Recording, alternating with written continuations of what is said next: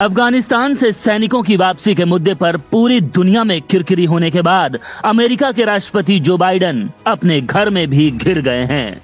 एक तरफ सैनिकों की वापसी का मुद्दा है तो दूसरी तरफ पाकिस्तान की दोहरी भूमिका से अमेरिका में काफी नाराजगी है। दोस्तों, इस वीडियो में आपको हम बताएंगे परत दर परत खुलासे, वो राज जिनकी गवाही में पाकिस्तान बेनकाब हो जाएगा। आज आपके सामने होंगे वो सबूत जिनकी रोशनी में इमरान खान के चेहरे से शराफत का नकाब नुच जाएगा। आज आपसे इस वीडियो में साझा करेंगे वो साक्ष्य जो साबित कर देंगे पाकिस्तान न्यूनता के भी निम्नतम पायदान पर पहुंच चुका है।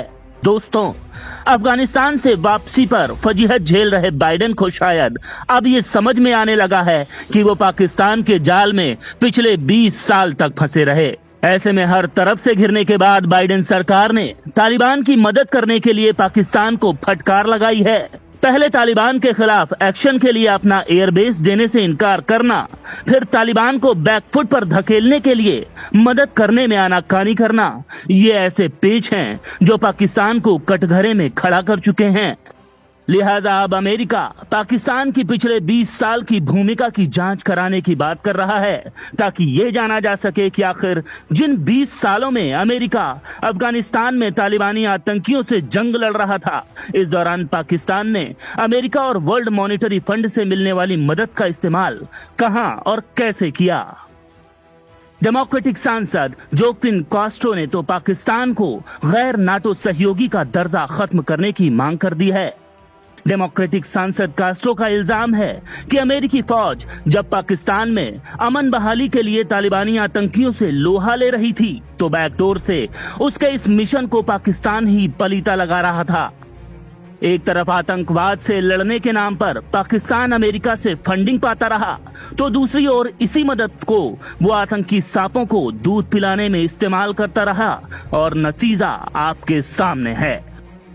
तालिबान अब अफगानिस्तान को कब्जे में कर चुका है। पाकिस्तान की बाछें खिली हुई हैं। चीन को चैन मिल गया है, लेकिन अमेरिका लूटा पिटा दिख रहा है। खुद बाइडेन पर उसके ही देश में उंगलियां उठने लगी हैं। अफगानिस्तान से अमेरिका और नाटो की सेनाएं लौटे महीना भर होने को है। अफगानिस्तान से अमेरिका की वापसी को दुनिया अमेरिका की हार के तौर पर प्रोजेक्ट कर रही है। अफगानिस्तान से अमेरिका की बीटिंग रिट्रीट को तालिबान अपनी जीत बता रहा है। आतंक के खिलाफ लड़ाई, अमेरिका की विदाई। 20 साल बाद आया याद, पाकिस्तान निकला उस्ताद। तिकड़ी के चक्रव्यूह में फंसा अमेरिका के साथ सबसे बड़ा धोखा। इस मुद्दे पर दोस्त क्या और दुश्मन क्या, सब के सब अमेरिका की आलोचना कर रहे हैं। आलोचना इस बात को लेकर नहीं हो रही कि अमेरिकी सैनिकों की वापसी क्यों हुई। दुनिया भर के देश अमेरिका के फैसले से इसलिए नाराज हैं क्योंकि जिस तरह से अफगानिस्तान में अमेरिकी सैनिकों की वापसी हुई उसकी टाइमिंग को लेकर दुनिया भर के देश बेहद नाराज हैं। दुनिया को इस बात की आशंका है कि अमेरिका के इस कदम से न सिर्फ आतंकियों का मनोबल बढ़ेगा बल्कि अफगानिस्तान आतंकियों का नया गढ़ बन सकता है और इससे पूरी दुनिया में शांति के प्रयासों को बड़ा झटका लगेगा। चारों तरफ से घिरा बाइडेन प्रशासन इस फैसले पर सफाई दे रहा है और इसके लिए पिछली सरकार को जिम्मेदार ठहरा रहा है। पिछली सरकार यानी ट्रंप प्रशासन। चारों तरफ से दबाव बढ़ने के बाद अमेरिका ने कहा है कि वो पाकिस्तान की पिछले 20 साल की भूमिका की जांच करेगा। अब अमेरिका को यह एहसास होने लगा है कि अफगानिस्तान के मुद्दे पर कहीं न कहीं पाकिस्तान ने उसे धोखा दिया है। अमेरिका को अब लग रहा है कि अफगानिस्तान के मुद्दे पर कहीं न कहीं पाकिस्तान ने उसे डबल क्रॉस किया है। ऐसे में अमेरिका अब पाकिस्तान की पिछले 20 साल की भूमिका का असेसमेंट करने की बात कर रहा है। अमेरिका में पाकिस्तान को लेकर बेहद नाराजगी है और कई अमेरिकी सांसदों ने तो साफ साफ कहा है कि अब समय आ गया है कि अमेरिका पाकिस्तान से अपने संबंधों को लेकर आर या पार का फैसला ले ले। दुनिया भर का मानना है कि बाइडेन ने अफगानिस्तान के लोगों को मरने के लिए उनके हाल पर छोड़ दिया। अमेरिकी सैनिकों की पूरी तरह वापसी से पहले काबुल एयरपोर्ट पर लोगों का जन सैलाब था। ऐसा लग रहा था कि अफगानिस्तान में रहने वाला हर शख्स तालिबान के डर से देश छोड़ना चाहता है। लेकिन इन सब के बीच चीन, पाकिस्तान और तालिबान बेहद खुश थे। अमेरिका अफगानिस्तान को छोड़ रहा था, तब चीन अपनी अगली रणनीति पर काम कर रहा था। पाकिस्तान और तालिबान दोनों ही चीन की कठपुतली बन गए। पाकिस्तान एक तरफ अफगानिस्तान में शांतिपूर्ण समाधान की बात कर रहा था। जी जरा गौर कीजिएगा, तालिबान जैसे आतंकी संगठन के बलबूते शांतिपूर्ण समाधान। पाकिस्तान की राजधानी इस्लामाबाद में तालिबान की जीत का स्वागत हो रहा था, तो पाकिस्तान के प्रधानमंत्री मियां इमरान खान ने गुलामी की बेड़ियों को तोड़ने के लिए अफगानों की तारीफ के पुलिंदे बांध दिए थे। इसे इस्लाम की जीत बताया गया। ये अलग बात है कि जिस अफगान सरकार को सत्ता से हटाया गया वो भी इस्लामिक गणतंत्र ही था। लेकिन इन सब के बीच पूरी दुनिया में एक नए वर्ल्ड ऑर्डर की सुगबुगाहट हो रही थी।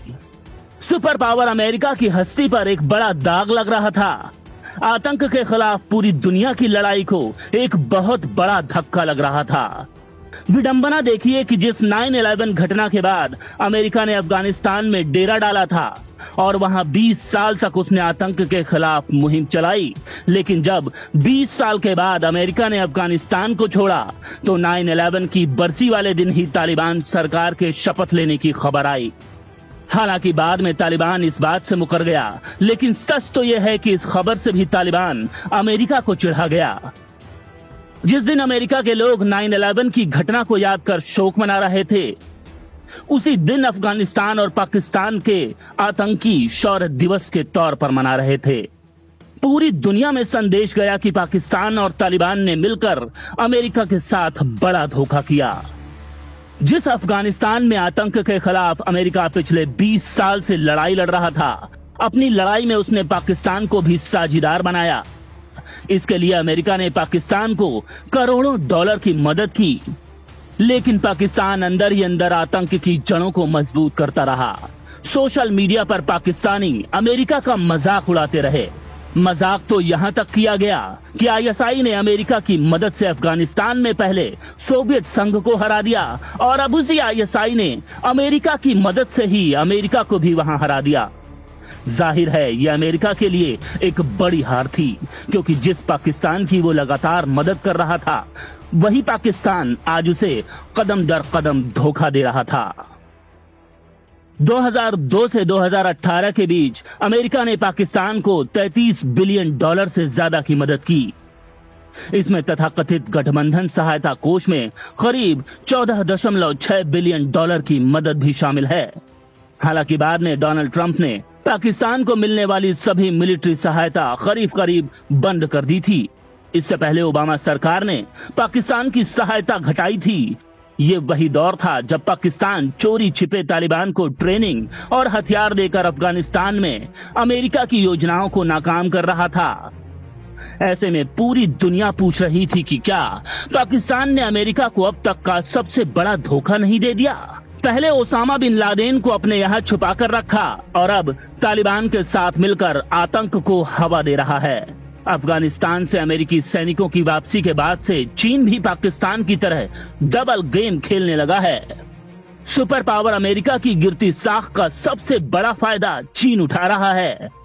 एक तरफ चीन जहां अमेरिका का मजाक उड़ाने से नहीं चूक रहा, तो दूसरी तरफ अफगानिस्तान में खुद के लिए बड़े मौके की तरह देख रहा है। पाकिस्तान के साथ पहले से ही मजबूती के साथ खड़ा चीन अब तालिबान का इस्तेमाल अपने फायदे के लिए कर रहा है।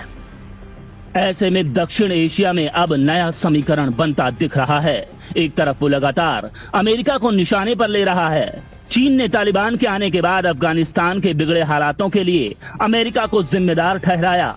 वहीं दूसरी ओर अलग अलग मौकों पर वो अमेरिका को नीचा दिखाने में कोई कोर कसर नहीं छोड़ रहा। चीनी सरकार के प्रवक्ता झावो लिजियान ने अपने आधिकारिक ट्विटर अकाउंट पर एक वीडियो शेयर किया, जिसमें तालिबानी आतंकी अमेरिकी विमानों पर रस्सी बांधकर झूला झूलते दिख रहे हैं। चीन को एक ऐसा मौका मिला जहां एक ओर वो अमेरिका की गिरती साख को चुनौती दे सकता है, वहीं दूसरी ओर नए वर्ल्ड ऑर्डर में खुद को और मजबूत करने की कोशिश भी जरूर करेगा। अफगानिस्तान पर तालिबान के कब्जे के बाद धार्मिक कट्टरता और इससे जुड़े आतंक को नई ऑक्सीजन मिल गई है और जिस पाकिस्तान पर आतंक के खिलाफ कार्रवाई करने का दबाव पूरी दुनिया बना रही थी, वही पाकिस्तान फिर से आतंक का नया सरदार भी बन सकता है। पाकिस्तान में 36,000 से ज्यादा मदरसे हैं। इनमें से ज्यादातर मदरसों में धार्मिक कट्टरता को बढ़ावा दिया जाता है और यही धार्मिक कट्टरता इस्लामिक आतंकवाद की सबसे बड़ी ताकत है। तालिबान का जन्म भी इन्हीं मदरसों के जरिए हुआ था। ऐसे में खतरा इस बात का भी है कि भविष्य में आतंकी काबुल के बाद कहीं इस्लामाबाद की लड़ाई भी न लड़ने लगे।